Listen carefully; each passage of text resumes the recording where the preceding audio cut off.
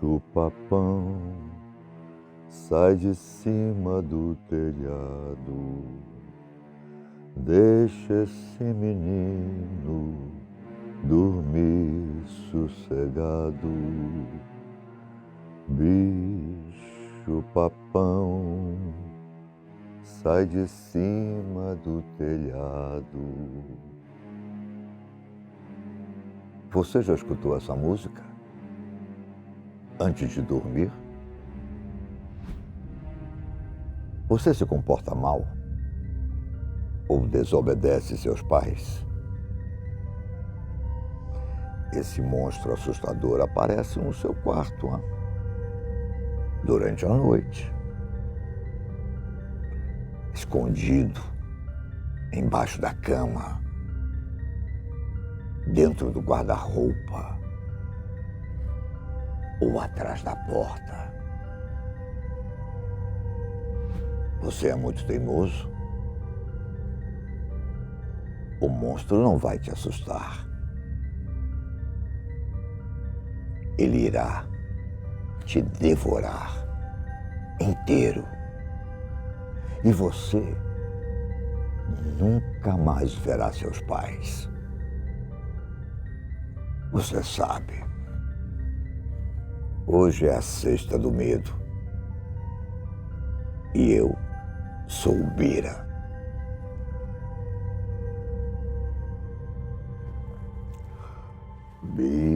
Bicho-papão.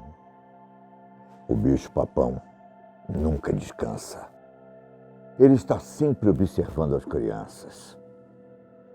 Em cima do telhado, em cima das casas, vendo qual será a próxima vítima. Ele tem olhos vermelhos, é grande e horrível, possui garras afiadas e dentes podres. Ele lembra a cuca, ou mesmo algum tipo de animal deformado. Como forma de assustar as crianças, para que elas se comportem melhor. Mas a lenda sobre essa entidade é ancestral.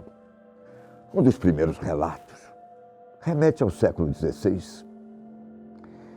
Mas existe a suspeita de que o monstro seja muito mais antigo e as pessoas só não tinham consciência do que poderia ser. É possível que o bicho-papão seja uma referência a algumas criaturas chamadas hobgoblins, lá na Europa, onde esse ser é considerado amigável e bastante travesso.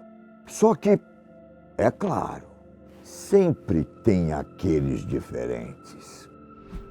Parece que alguns atormentavam humanos de tamanha forma que eles ficavam loucos ou sucumbiam à morte. Bicho-papão. Não há dúvidas de que o motivo principal de contar histórias do bicho-papão seja para fazer as crianças se comportarem. Só que talvez você mude de ideia quando souber que a realidade não é tão distante da ficção. Lá nas décadas de 70 e 80, um tal de André Rand colocou medo na população de Nova York por ser um verdadeiro bicho-papão. Eu até me lembro de ter lido sobre ele nos jornais. André era cruel. Ele sequestrava crianças e fazia coisas que eu prefiro nem dizer em voz alta. A polícia até suspeitava que ele praticou canibalismo com as vítimas.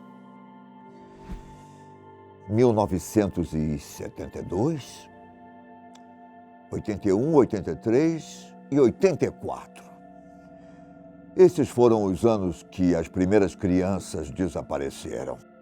Só que talvez o sequestro que mais mobilizou a cidade tenha sido de uma menina de 12 anos, com síndrome de Down.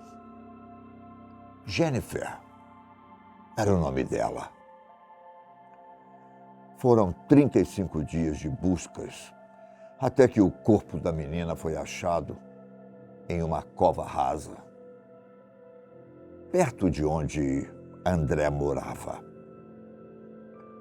Para piorar o cenário, a casa onde as crianças passavam por esse inferno ficava ao lado de um manicômio, que ficou famoso pelas denúncias dos horrores que aconteciam lá dentro.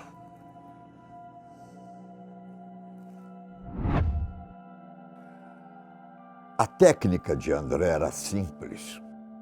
Ele arranjava empregos em lugares próximos, de onde poderia conseguir possíveis vítimas. Tudo era muito bem elaborado.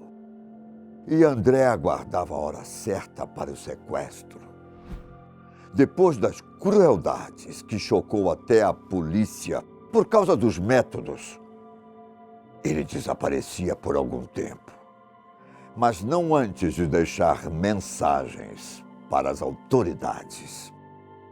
Nem mesmo a irmã desse monstro sabia dizer o porquê dele ser tão violento, ou se tudo aquilo era movido por um trauma. Ela dizia que André teve uma boa infância e não havia passado por abusos. Só que os anos desse monstro estavam contados. Em 1988, André foi preso e pegou pena de 25 anos, até a prisão perpétua, pelo sequestro de Jennifer e a criança de 1972 que ele havia sequestrado. Como o júri não chegou a um veredito sobre a acusação do assassinato, ele não recebeu a condenação pelo crime de homicídio. Em 2008, ele poderia pedir condicional, se não tivesse sido julgado em 2004 por um terceiro sequestro e pegado mais 25 anos de prisão. Bom, ele poderá ficar lá, caso ele não morra antes. Se ele não morrer, ele poderá pedir condicional em 2037, aos 93 anos. Ele foi um verdadeiro bicho-papão contemporâneo.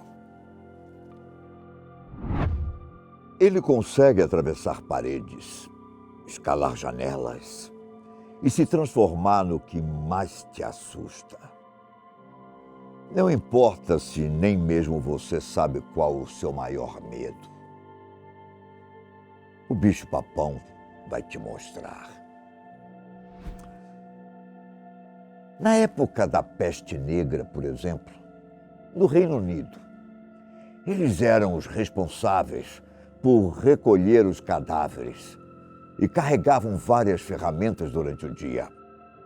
Só que, por estarem em constante contato com os mortos, eles ficavam doentes constantemente e suas aparências ficavam piores a cada dia. Quase como esqueletos com olhos fundos e vazios. Esse pode ter sido um dos primeiros visuais para o bicho-papão. Ainda no Reino Unido, as histórias validavam o que estou lhe dizendo sobre as diferentes formas da entidade. No condado de Yorkshire, na Inglaterra, as mães diziam para as crianças que um grande pássaro preto aparecia e levaria cada uma embora, caso elas fossem mal educadas. Há ainda a versão de que o bicho-papão arrastava crianças para o seu poço profundo e escuro e que elas nunca mais eram vistas.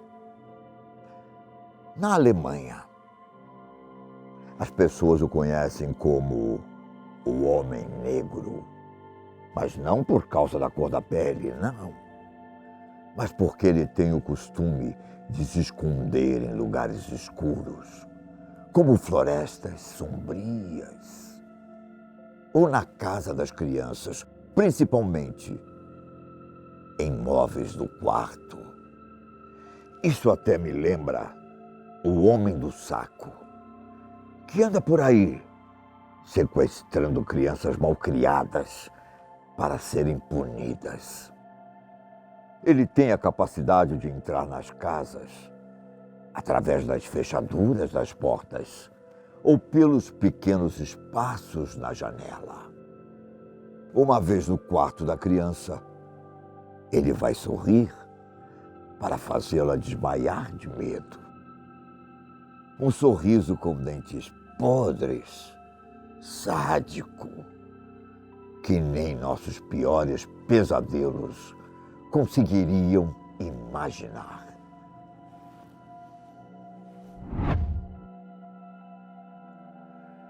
Existe uma criatura chamada Bodash.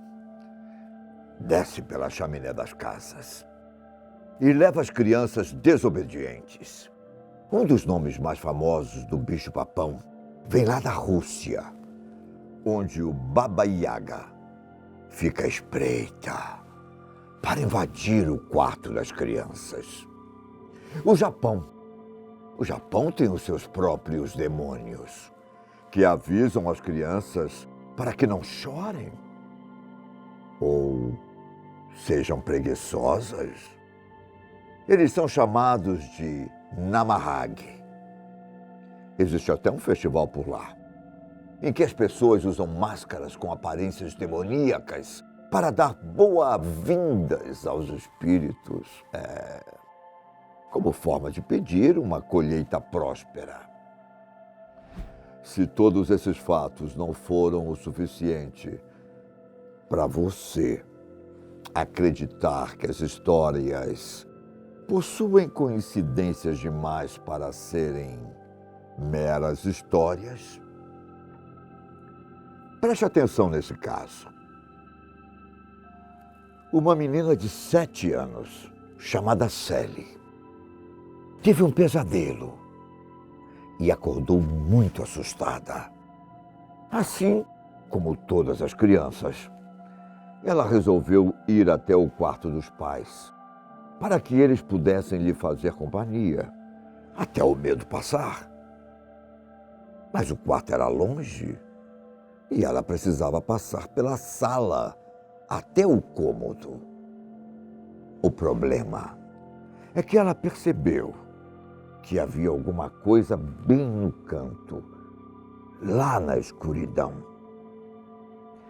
Sentado em uma cadeira, parecia que tinha alguém olhando para ela. Mãe? Pai? A garotinha perguntou. Mas a sombra balançou a cabeça, como alguém que diz: não. Assustada, Sally correu de volta para o quarto e cobriu todo o corpo com o cobertor, como se fosse o escudo perfeito. E talvez fosse. Mas ela deu uma espiada para fora e viu uma criatura parada na porta do quarto, sorrindo e tremendo. Sally gritou desesperada e os pais apareceram assustados. A criatura, é claro, tinha ido embora. Mas a toalha que estava na poltrona lá na sala apareceu na porta do quarto da menina. Como será que foi parar tão longe?